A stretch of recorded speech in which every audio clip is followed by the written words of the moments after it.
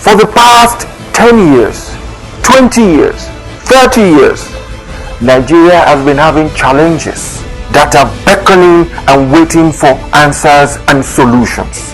That is why we are bringing to you our program, State of the Nation. And this is going to come up on our flagship program this morning on ITV.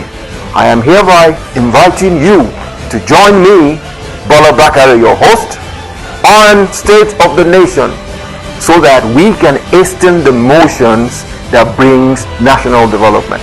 It's going to be a regular basis on Tuesdays. Make it a date with me. I'll be there waiting for you, and then we shall discuss Nigeria on an holistic level.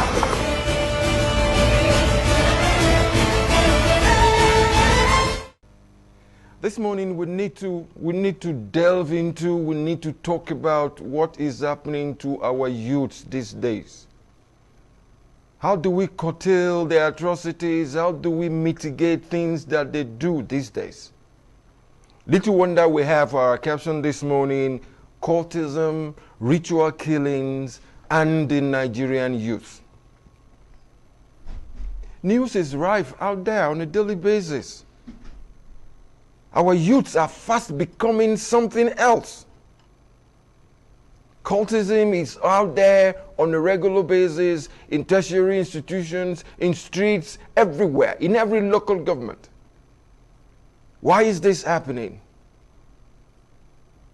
In most cases, it is a pure case of supremacy within the local government or within that enclave. How have we descended to this level? It is quite unbecoming. If we don't stem the tide, it will become something that we cannot handle at the end of the day. A worst case scenario is the case of ritual killings for money. I wonder who told them that if you kill a human being, you will make more money. The only thing you get is you will face God, and you will have to explain to God why you did that. But at the same time, let us look closely. What are the parameters that we have on ground that is making this our youths go haywire? It's a known fact that we celebrate money. I repeat myself, we celebrate money. If you do not have money, you are less a human being.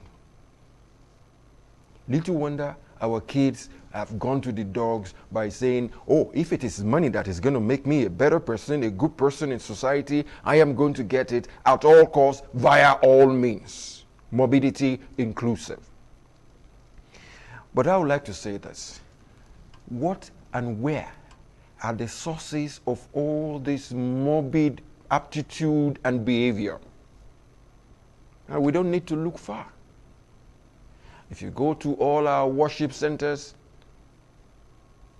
churches, mosques, motivational speakers, they all come up with things like, not to worry. You are created to be a millionaire without work. All you need to do is pray, pray, pray, and then you will become a millionaire. What are you telling that Nigerian youth? You are certainly telling him to go ahead and misbehave in the quest for money, which is not the best. It is not the best. Not the churches and the worship centers alone. We have some people that call themselves spiritual leaders. I would call them spiritualists.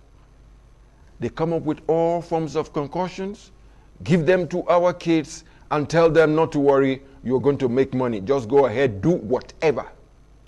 Did you hear that? The kids do whatever. Because a spiritualist told them, you are going to make money if you do this. If you put together some concoctions, things will work out for you. Let me refresh your memory. Lately, 4 Nigerian youths, killed the girlfriend of one of them, beheaded her, burnt the head, because one spiritualist told them, bring the girl, bring the head, and then you are going to make money. Thanks to our police force, they've been apprehended and they will face the full wrath of the law. But the thing is The spiritualist that gave them that idea, may God forgive him. Doesn't he want money? Why didn't he do that for himself?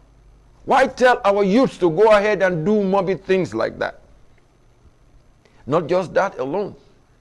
There was a clip on social media when some youths who were told by a spiritualist he must have given them concussions, they wore pampers and went to the ATM machine because the spiritualist told them that not to worry, all you need to do is put your card in it, punch any number, the money will come out.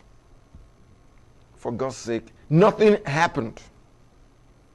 I repeat, nothing happened.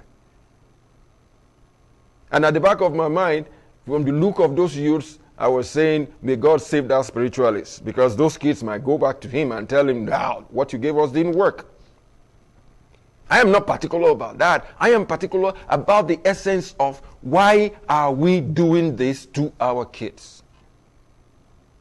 We need to say one thing too, because some time back, I was at a forum and I was telling these our youth that they need to behave better, life can be better for them, and one of them threw it back at me.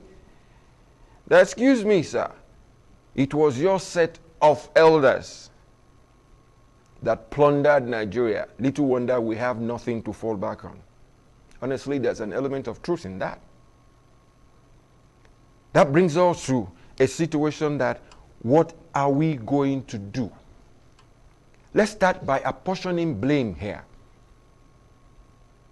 Because without the blame, we will not be able to identify the challenges so that we can find solutions to them. We need to look at our society that celebrates wealth. Did you hear me? Our society celebrates wealth. Little wonder these our youths are ready to do anything for money. If you go back home to our villages, maybe during the holidays and the rest of them, it is the kid with the most money and with the best cars that gets the respect, that gets the accolade of those back at home. We, the fathers and the mothers, what are we becoming? We are subtly encouraging those kids to go ahead and do anything. When I say anything, anything for money. We don't ask questions anymore. We just want to see that element of wealth, ill-gotten wealth. That is not good for us. Again, our society is a society that does not encourage hard work. The thing is, just go ahead, do anything and make the money. It doesn't matter if you work or not. It doesn't matter if you leave your bedroom or not. It doesn't matter if you kill somebody or not. Just go ahead and make the money. We have negated hard work to the back burner. This is part of the blame that I am throwing at us, parents. Another thing is, the news, the word out there is, you are not alive if you are not a rich person. Those are sentences that would drive our kids into the ground, make them become morbid human beings, because we have apportioned wealth as a life, which should not be. It shouldn't be. We need to have a rethink. We need to think fast. There is another blame here. Look at a society where a man who cannot feed 3 people will breed 20 kids. Who is going to feed them? They have a right to live. Some of the people that do this will probably tell you, well, the kids are from God. Did God give you a kid so that the kid can become a chicken on the street to go and forage? No, sir. God gave you the kid so that you can be responsible to the kid, not to leave the kid to forage. Those are the kind of kids, when they see life pass them by, they'll become hardcore criminals, bandits, kidnappers, for which we have encapsulated the name to call them terrorists. Do you get my line of thought? We are busy breeding these terrorists. We are busy breeding these kids. because we've shied away from our responsibility as parents. This shouldn't be at all. The worst case scenario is the element of worship centers. Did you hear my word? I didn't use the word that carries that word for the people who go there to worship. I call them centers. Now people go to church, and then the pastor is out there telling them all you need to do is make money. You will ask them for 5,000. 5,000 people you can line out this way. 1,000 people you can line out this way. 1,000 you can line out that way. I call it fleecing. Thank God, God is a patient God. You are fleecing the people, you are lying to them, you are leading them astray. When I talk about the element of hard work, there are some places in Abuja, during work hours, you will find some people in churches. Is that what you were told to? Is that diligence to duty? No, sir. The word in the Bible says you work first and pray afterwards. Work first and pray afterwards. Not pray and then you expect the money will come. It will not come unless you are into mobility. And there's something I usually say about the multitude of people in the churches. There are just three brands of people that go to church. The man who has plundered our economy, who is begging God for forgiveness, and who is paying a huge tithe. The second is the man who is telling God, God, I need billions, not just millions. God, I need millions. By any way possible, I need millions. And the third is the lowest percentage, below 1%. Those are the real ones that go to church to worship God and beg for forgiveness when they go astray. As you were looking at me, I am sure you fall into one of those three categories. But the thing is, the parents, we that God has given the kids to, if we don't manage them right, if we are not the best of examples, we have seen nothing yet. When it comes to cultism, ritual killings, banditry, kidnapping, and the rest of it. We ain't seen nothing yet, like the Americans will say. Because the society does not train them, does not nurture them well. We are all in this together. And by God's grace, if we do the right thing, we will get there.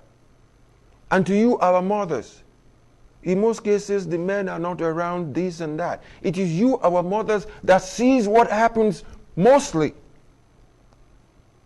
The father is somewhere, is either point A, point B, or point C. But the mother is usually at home, sees the kid. How do you value yourself as a mother when your 20-year-old kid, who barely just got out of secondary school 1 year ago, comes home with a 6 million naira car, and you are dancing? Hey, my son has made it big. Your son has probably killed someone or done something morbid to be able to purchase that car. The word here is, our society is bad. Our society is us. And we as parents, we need to tutor our kids well so that these cases of banditry, cultism, ritual killing will become something for yesterday. There is no day in Nigeria, I repeat, no day in Nigeria that someone is not killed somewhere. Via these youths below 30s. No day somewhere that somebody is not being killed somewhere. So if we want to effect a change, the change starts with you.